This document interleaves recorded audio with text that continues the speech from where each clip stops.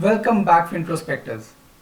In our last two videos, we did understand that how RBI actually operates, what all tools are available with RBI and how RBI is utilizing these tools to push liquidity into the market during coronavirus.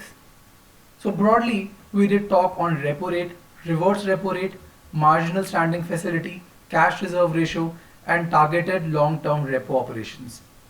In the description of this video, I am putting links to both of my videos where we did talk on the liquidity measures.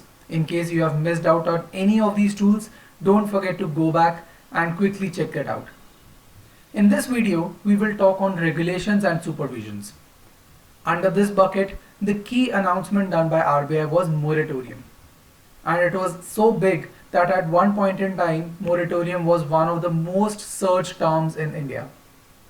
So what exactly is moratorium and how it is providing relief to overall economy and especially loan bearers?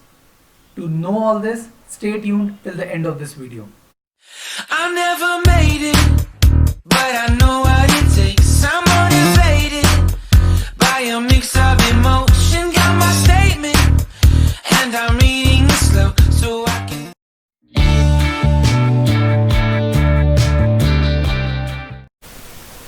One of the biggest announcements in regulations and supervision was that RBI provided 3 months of moratorium. As I said before, moratorium simply means that a loan bearer gets an option, gets a flexibility of not paying EMI for 1 or more than 1 month.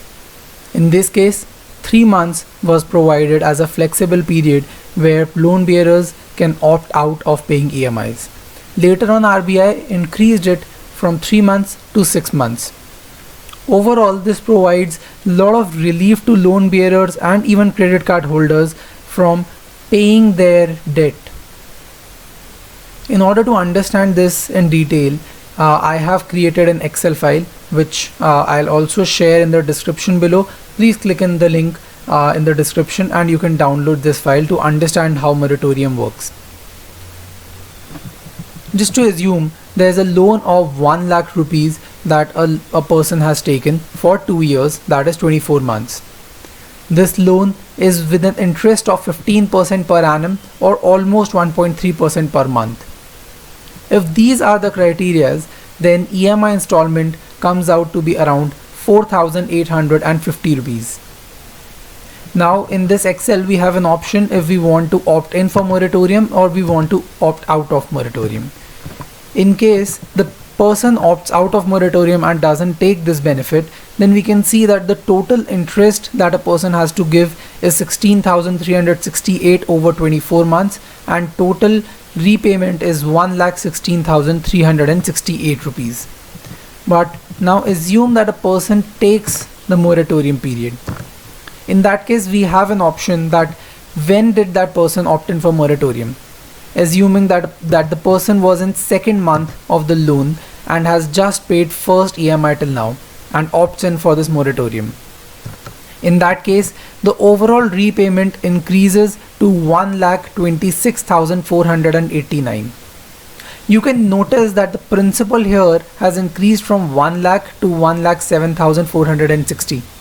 The reason for that is the interest that a person had to pay during 6 months of moratorium that gets added in the overall principal. So there's an interest on the interest itself, and that's why your overall interest obligation rises significantly. From this perspective, I think it's very clear that taking moratorium is very costly for someone. But as and when you go down the loan duration, you can see a change. If a person opts in moratorium in the 10th month, then rather than 1,26,000, overall payment is down to 1,22,610 rupees. Whereas if a person further is way below in the overall loan and let's say opts in for this in the 15th month, then this is 1,20,388. That is just an addition of 4,000 rupees with a flexibility of keeping liquidity for 6 months. Let's say the person was in the last month and that is when COVID did impact the repaying capacity. So in that case, if a person has opted in for moratorium, the change is very minute. It is so because till this time most of the principal has been repaid, and the interest obligation that gets added, as you can see here in Excel, is very minute.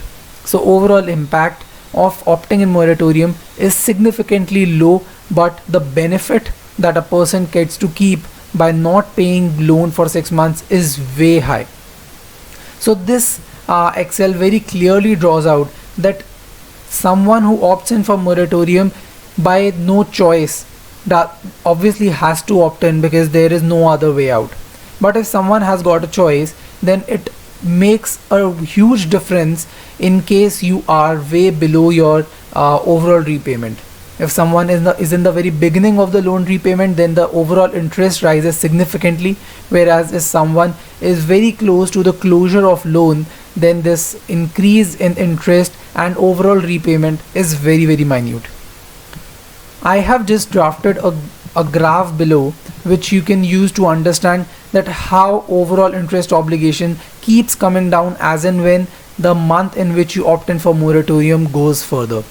It looks like a straight line because that is how the overall interest gets reduced, because your principal keeps coming down on a straight line fashion. In case you download this Excel file and you want to change all these criterias, all the yellow highlights are input cells. You can change them and the EMI will get automatically calculated. To get the graph, just click on the button update graph and you will have your own graph, so that you understand that how overall repayment will change and how your overall loan obligation is going to change if you opt in for moratorium.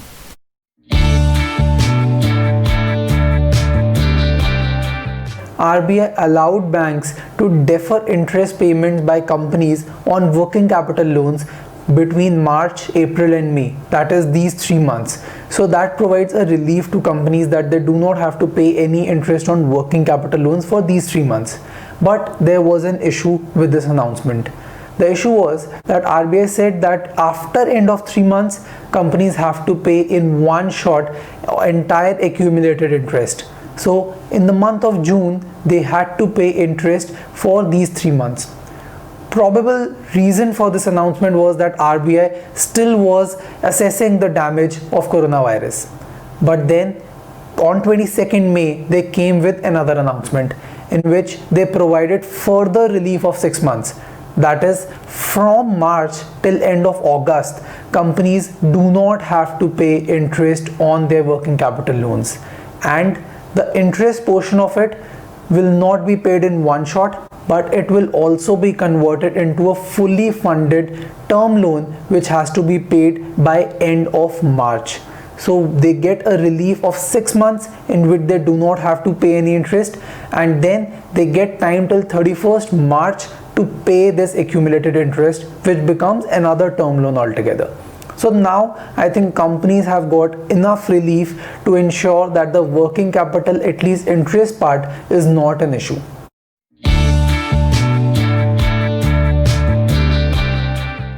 Another relief that RBI gave on the regulatory aspect was that they allowed banks to reassess paying capacity of companies and probably increase the working capital limits.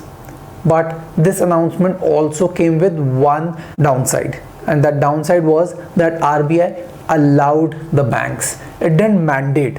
So it was up to the banks whether they want to provide any additional emergency window to companies.